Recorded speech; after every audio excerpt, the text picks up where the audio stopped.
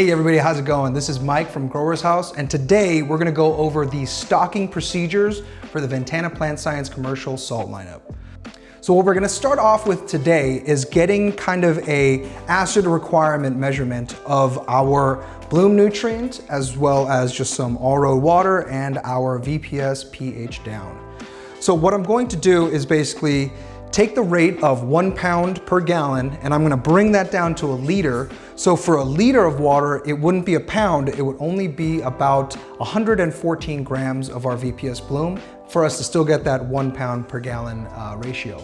So what we're gonna do, just so that we can determine our acid requirement and find out how much acid we're gonna have to add to our VPS bloom to bring it to a 6.0 pH, we're gonna do it on a small scale and then just do the math to multiply it up.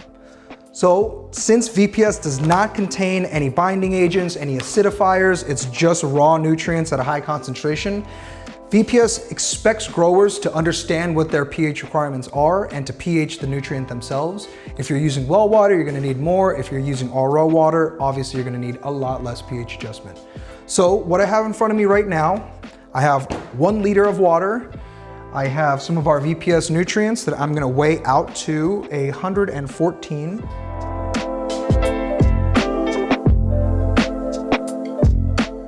All right, so we have our 114 grams there. We have our 1,000 mils of water. So right now, this water is basically RO water. We're reading about a 0.0 on the EC. And this is generally not recommended. You don't really want to put your pH probes in RO, but just to prove a point here, we're at about 6.6 to 7 here. So the first thing we're going to do is melt this into the water. As you can see, the VPS bloom is a very fine powder, so it does a really good job of melting into solution.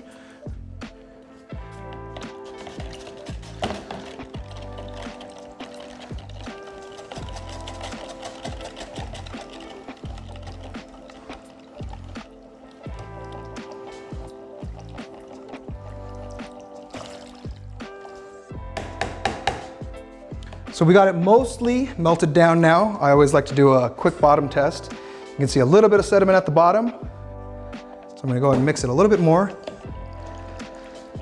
But you know, the footage hasn't been sped up. It's a very soluble base nutrient, which is one of the reasons why we like it. It's definitely purpose-built for hydroponics, just by virtue of what type of fertilizer it is, not a granular, but a powder. So now, we have our liter of water, we have our 114 grams in here. We're gonna measure the pH and see where we're at. Should be pretty high. So the reason why the VPS bloom comes out very basic is it doesn't have any acidifiers in it, and it also utilizes a very unique derived ingredient, dipotassium phosphate, and that will cause your nutrient solutions to be basic when it's melted out. All right, as you can see, we got a pH of about 8.3. That is very high. We wanna bring that down to our 6.0 for our actual stock solution. So now that we know how much bloom is in here, we know how much water is in here, we need to find out how much acid we need to bring this 8.3, 8.4 to a 6.0. So what I've got here is some of the VPS pH down just in this cup. I'm gonna use this graduated pipette. So I'm gonna start with about 2 milliliters of this acid. Right there, we have 2 milliliters, and we're gonna go ahead and add it to the stock solution.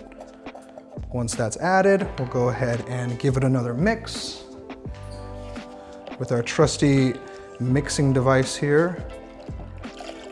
Every grow has nice little pieces of plumbing sitting around. So that brings our total to lucky 21. We have 21 mils of acid in this particular 1 liter stock. You know what, I'm satisfied at 6.1, so now we know that for 114 grams or 1 liter, which is roughly about 1/4 of a gallon, we're gonna need about 21 milliliters of acid. So if you extrapolate that out, you're gonna see that 1 pound or 454 grams and 1 gallon, which is about 3,785 milliliters, when you get to those ranges, you just have to multiply that acid amount by about 3.785, which should give us about 80. So we're looking at about 80 plus or minus a couple mils to bring our stock solution to a 6.0, roughly 6.1, 6.0. So now that we know our acid requirement, we can upscale this entire operation to our larger stock tanks. So generally we're gonna be using, buckets, drums, or some sort of a vessel that can hold 5, 10, 20 gallons of stock solution. Right next to me, I have a 30-gallon drum with about 10 gallons of water in it. It's the same RO water. So what we're gonna do is we're gonna melt 10 pounds into this 10 gallons, and then we're gonna use that acid requirement that we calculated earlier. So for 1 pound, if we know we need about 80 mils of acid, then for 10 pounds, we're gonna need about 800 milliliters of acid. So at 800 milliliters of acid, we should be very close to that 6.1, 6.0 target that we were looking for. So let's go ahead and mix up this stock tank now and see if our math was right.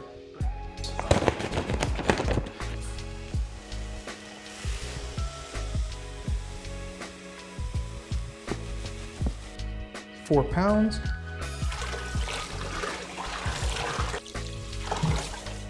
All right, so now that we have the initial 5 gallons in here, what I'm going to do is actually calculate the acid requirement and go ahead and add that in now. So we calculated our acid requirement to be 21 for a liter, and for a pound, it's gonna be about 80. So for 10 pounds, we're looking at 800. Right here in front of me, I have 500 mils, roughly, in front of me here. So I'm gonna go ahead and initially add this 500 milliliters of acid. And now we're gonna stir this first 5 pounds in with the acid. We don't really need to make sure that it's fully dissolved. What we're just doing now is distributing the acid within the water and kind of saving the work by melting some of the nutrients down as well. So in this 10 gallons of water, I still need to add 5 more pounds of our VPS Bloom, as well as about 300 more mils of our acid. That'll bring us to 10 pounds for 10 gallons and 800 mils total for our acid requirement.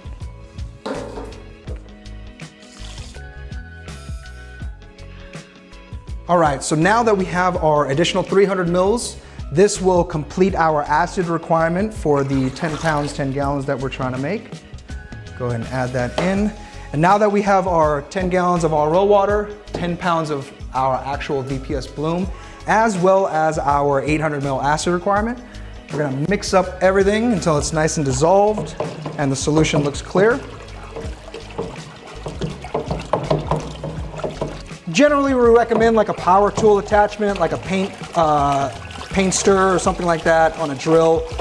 But a piece of PVC or any other mixing device works well. It's just whenever you are mixing these tubs or tanks or stock batches, just know that whatever you're mixing the tub with, if it's harder than the tub itself, so if you're using like a metal paint mixer on this plastic, make sure you don't hit the sides or the bottom as you're mixing the nutrients, because what happens is you kick up a lot of plastic and you scrape a lot of plastic off the sides of these drums, and they end up getting caught in your filters down the line.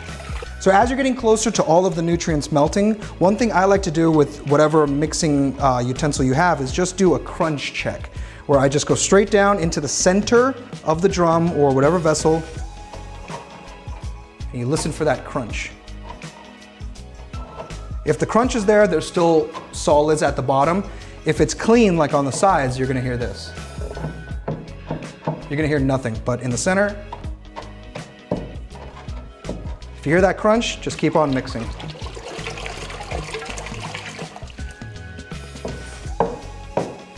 Getting less and less crunch. I don't even think there's any crunch left in that. I'm just gonna give it one more mix. Now, mind you, this particular footage is about maybe like 4 minutes. So the size of the powder for VPS Bloom is really great. It really helps it melt down into solution, so you're not wasting time sitting here all day for this nutrient to melt and then being worried later on, did it fully melt? How do I know if it fully melted? We're gonna do our crunch check. Nothing at the bottom. So one thing about the VPS Bloom is once it is fully dissolved, you should be able to take out a sample and it should be clear. And so now that we've added our bloom, water, and acid, we have to reconfirm that our pHing is correct. So we'll get our handy dandy pH meter here again, and let's measure the pH of this stock that we just made. All right, so with No other adjustments made, going strictly off the math. We are back to 6.1 where we want to be, but now we have 10 gallons of this 6.1 solution. So calculating your acid requirement is something that a lot of advanced growers have to do because they're generally using raw fertilizer inputs. When you're using a pre-blend that's optimized like this, you're gonna also need to do that acid requirement calculation, and that helps save you on acids and bases. Because we didn't go too acidic on this, so there's no real base requirement, and the other two portions of the Ventana Plant Science salts, they're a little acidic. They're not on the higher than 6 side. So now that this is a 6 and these two are a little bit under 6, we can ensure that our final solution is gonna be about a 5.8 to 6, and we'll go over that here in a second. So now we're gonna go over the stocking procedures for calcium nitrate and magnesium sulfate. These are much simpler. All you gotta do is drop it into water and let it melt. So let's go ahead and get our stock tanks for those ready as well. So for the calcium nitrate and the magnesium sulfate, they're what we refer to as straight fertilizers. So they have a very good solubility and really no chance of negative interactions because there's nothing else in the tank but these guys themselves. So for the first stock tank, we're gonna go ahead and mix down our calcium nitrate. I have 10 gallons of water in here, so that means it's gonna be 20 pounds of this calcium nitrate. Now this is a 25-pound bag, so I'm not gonna work my way forward, I'm gonna work my way backwards, and I'm gonna pull 5 pounds from this bag and then dump the remaining 20 pounds into this 10 gallons of water and see how fast it takes to melt it down. So let's go and do that.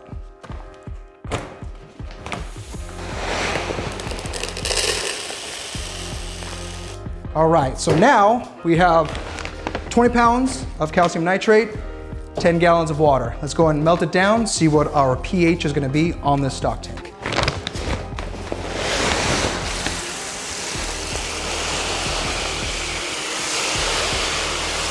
And what we're looking for basically is a clear solution. We should be able to see right down to the bottom with this calcium nitrate. It's a very pure and high quality calcium nitrate, and that generally means that it'll leave a clean and clear nutrient solution. So it's been about 5 minutes-ish, just hand mixing with a wand in this stock tank. So now that our solution looks clear, I'm gonna go ahead and pull a sample to ensure that it actually is clear. And there it is, that's what we want. There's a little bit of air bubbles that is going to settle with time. The air just gets incorporated during mixing. So now we have our 2-to-1 stock solution of calcium nitrate. So this is 2 pounds for every 1 gallon of water. And now importantly, what I want us to do too at this point is just to double check the pH of this. So when this comes out to about a 6.0, the magnesium sulfate, when it gets melted down, is gonna come out a little bit lower than that, maybe a 5.8, a 5.5. Sometimes, depending on your base water, this calcium nitrate will be anywhere in the range of about 6.2 to about 5.4 on the pH scale. So as long as you're within that range of pH, you're good. So now that we have a full tank of calcium nitrate mixed up, the procedure is exactly the same for the magnesium sulfate. So now that we've made our Bloom calcium nitrate and we have the idea of making our magnesium sulfate stock tanks, now that we know the stocking procedure, what I want to cover is a couple of do's and don'ts during the stocking procedure that I've seen out in the wild that I want to make sure that any new user understands before they get into this nutrient. So the one cool thing about the Ventana Plant Science program is they don't expect you to go back and forth on pH. They basically give you the option to acidify what you need, so you only need to add as much pH down as you would need. Other nutrient companies, generally they'll have acidifiers baked into the nutrient. That's because it's kind of like a holdover from the ag world. They're just kind of copying the acid requirements that a lot of the ag fertilizers do because of the fact that in the ag world, they're expecting you to run well water or some sort of alkaline water. So I know the acid requirement can be a little bit tricky, and sometimes you go over on your acid requirement if you don't wait for that pH to stabilize. So I'll give you a quick how-to on bringing your pH up if you ever needed to. Okay, so this is some of our Bloom stock solution that we made earlier. It is 1 pound for every gallon of water, and it is roughly 6.1 to 6.0 pH. So the pH is set, but say that we accidentally added a little bit too much acid. So the best way to counteract having too much acid into your stock solution, the easiest thing to do would be to simply add a little bit more Bloom and a little bit more water. The ratio is 1 pound to 1 gallon.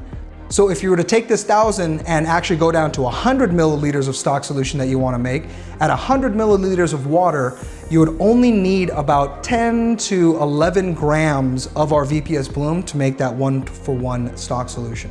So what I'm gonna do now is just create a slight amount of our stock solution using bloom, because right now our pH is at 5.4. It's a little bit too low for our stocking requirements. So what I'm gonna do is get our nice little scale.